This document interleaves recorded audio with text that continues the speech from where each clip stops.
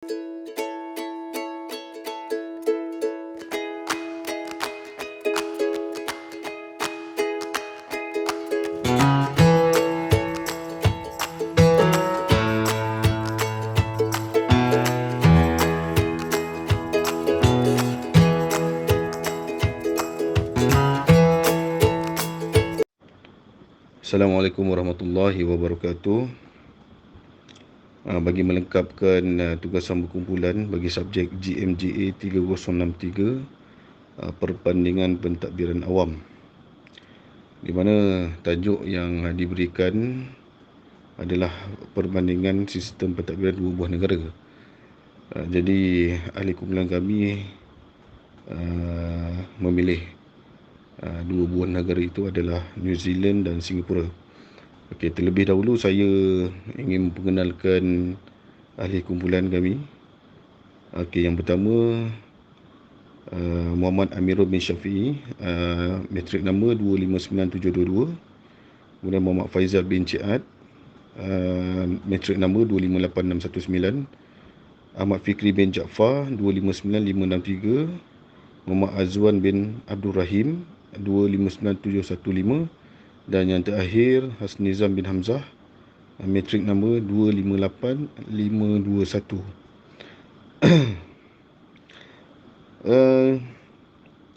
Yang pertama kami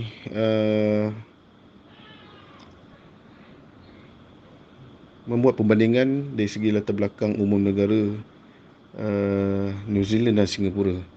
Okey, bagi New Zealand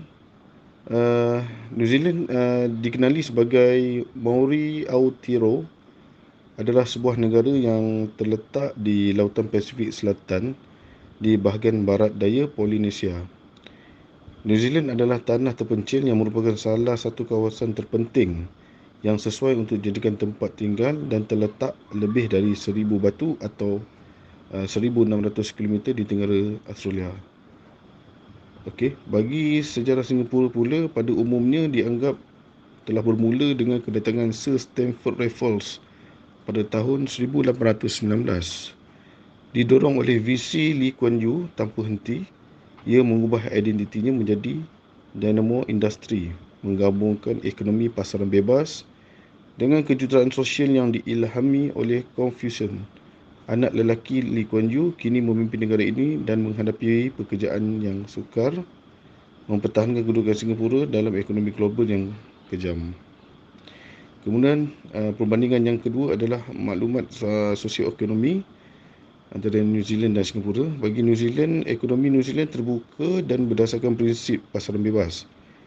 Industri pembuatan dan perkhidmatan besar dan sektor pertaniannya sangat cekap.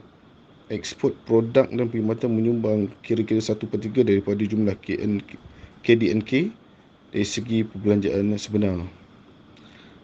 Kemudian bagi Singapura pula, pertumbuhan ekonomi yang amat kuat telah mengubahnya menjadi masyarakat yang sangat makmur.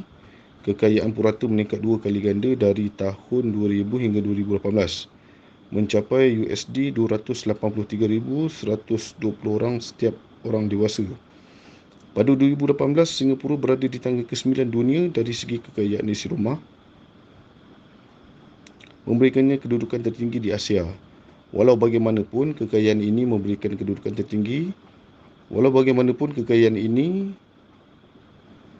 tidak dibahagi sama rata antara warga negara. Dengan pekali G ini yang dikira sendiri oleh Singapura sebanyak 0.356 setelah memperhitungkan cukai dan pemindahan, menjadikannya antara 10 negara OECD dengan pekali G ini tertinggi pada tahun 2017. Kebimbangan mengenai ketaksamaan juga telah berkembang untuk merangkumi Singapura. Penurunan kadar produktiviti dalam beberapa tahun kebelakangan ini dan keboleh capaian pendidikan prasekolah yang berkualiti dan penjagaan kesihatan yang berpatutan. Assalamualaikum dan selamat sejahtera. Saya 258521 Hasnizam bin Hamzah akan membentangkan tentang persatuan antarabangsa. Persatuan antarabangsa.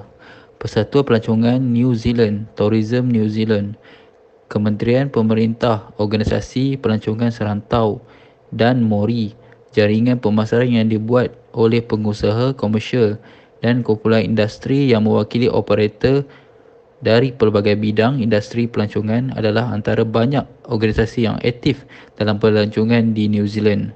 Tourism New Zealand adalah organisasi yang bertanggungjawab mempromosikan New Zealand sebagai destinasi pelancongan di seluruh dunia. Kempen pemasaran 100% Pure New Zealand yang telah berkembang selama 1 dekad terakhir untuk menjadi salah satu jenama pelancongan yang paling disegani di dunia adalah instrumen utama yang mereka gunakan untuk melakukan ini. Atap Lembaga Pelancongan New Zealand 1991 menetapkan Tourism New Zealand sebagai entiti mahkota yang disokong oleh kerajaan New Zealand. Seterusnya, Persatuan Pelancongan Singapura, Singapura Tourism Board, STB.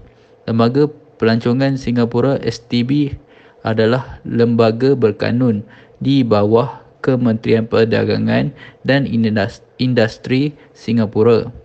Ini memperjuangkan perkhidmatan utama dan tonggak ekonomi negara dan melakukan pemasaran dan promosi Singapura sebagai tujuan pelancongan. Sektor pelancongan yang menyumbang 4% kepada produk domestik kasar Singapura. Pelancongan memainkan peranan penting dalam memperkukuhkan status Singapura sebagai bandar global yang rancak menjadi daya tarikan modal untuk perniagaan dan bakat. Ia juga meningkatkan kualiti dan kepelbagaian pilihan masa lapang bagi penduduk tempatan dan membantu mewujudkan persekitaran tempat tinggal yang boleh dibanggakan oleh rakyat Singapura.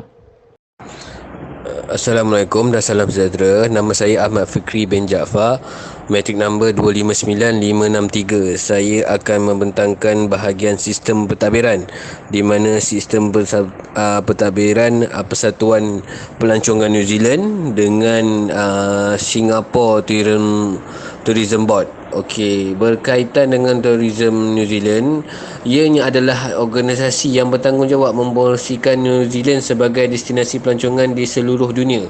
Okey, usaha pemasaran New Zealand ini adalah telah mencapai 100%, yang dinamakan MUNI. Telah berkembang lebih kurang 20 tahun terakhir untuk menjadikan dunia New Zealand sebagai salah satu jenama pelancongan yang paling terkenal dan terkenal di dunia juga. Okey, ianya juga adalah instrumen utama yang diorang gunakan untuk melakukan ini. Mereka telah mengkaji sekitar 150 orang di 13 pejabat di seluruh negara. Mereka adalah jabatan pemasaran pelancongan tertua di dunia ini.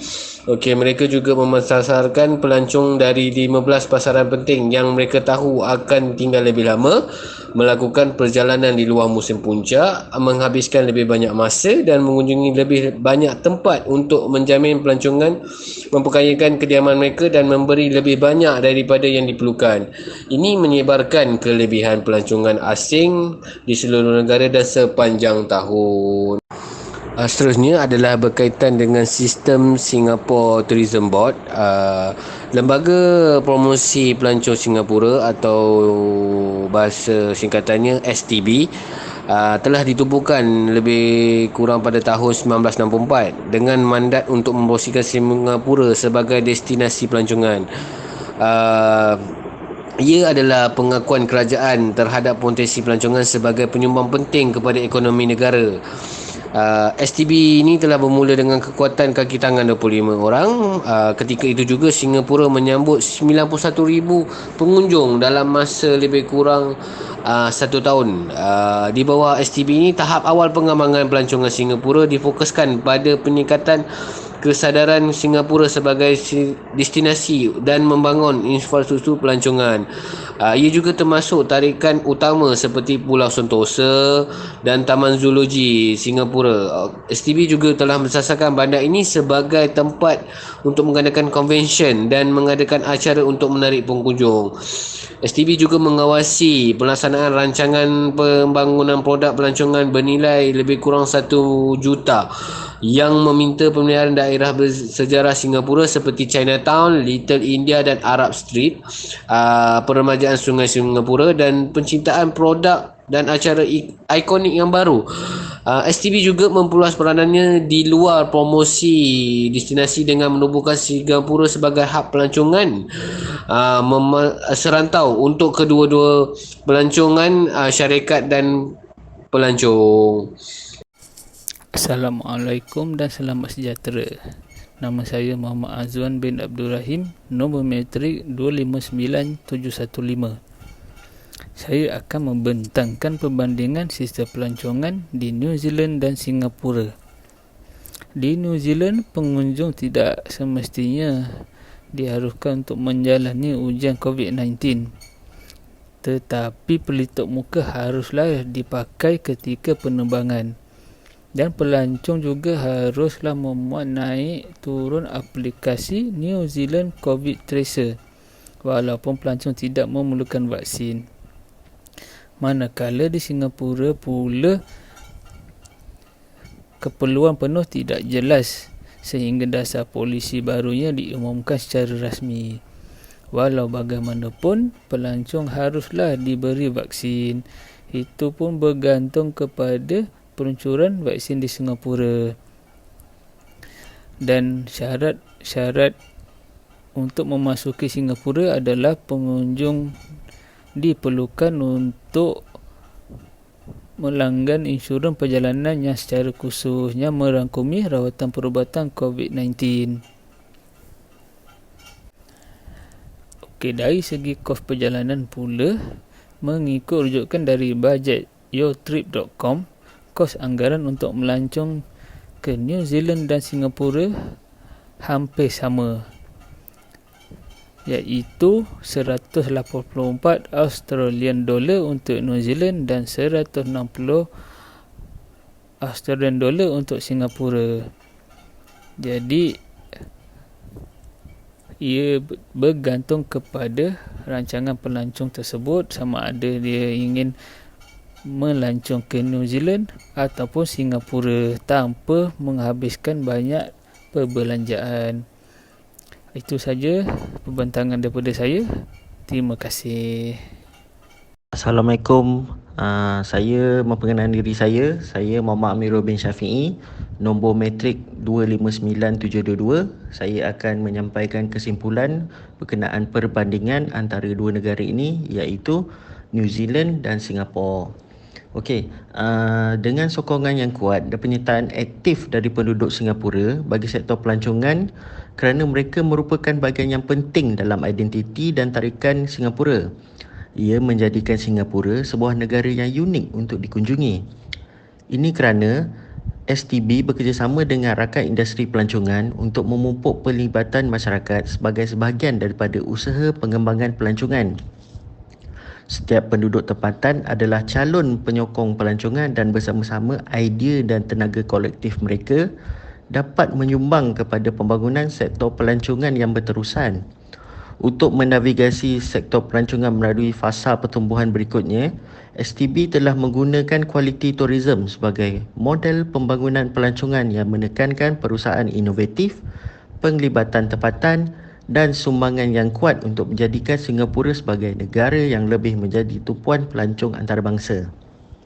Untuk New Zealand pula, kerana kedekatan hubungan yang erat New Zealand dan Australia adalah pasaran penting untuk pemulihan negara. Australia adalah pasaran pelancongan luar negeri terbesar di New Zealand sebelum COVID-19.